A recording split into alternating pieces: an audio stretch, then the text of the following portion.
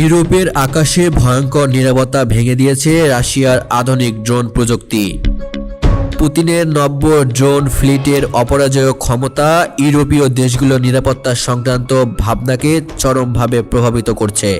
সাধারণ মানুষ এখন শুধু নিরাপদ আশ্রয় খুঁজে বেড়াচ্ছে, আর সরকারগুলো ভয়ঙ্কর প্রযুক্তি মোকাবিলায় নতুন কৌশল খুঁজছে।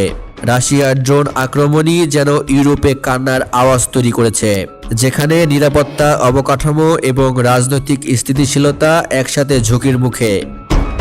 রাশিয়ার ড্রোনগুলো কেবল ইউক্রেন সীমান্তে সীমাবদ্ধ নয়।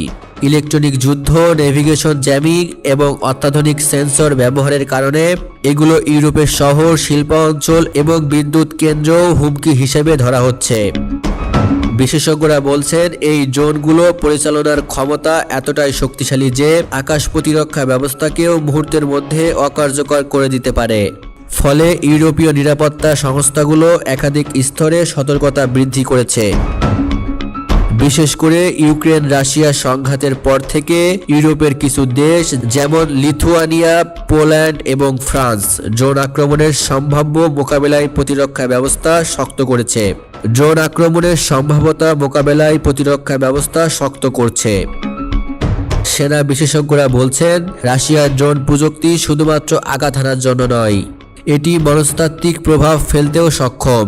শহরবাসী ভয়ঙ্কর নিঃশব্দ আক্রমণের কারণে আতঙ্কিত, আর সরকারগুলো এখন উন্নত রাডার এবং ড্রোন নিরোধী প্রযুক্তি স্থাপনে ব্যস্ত।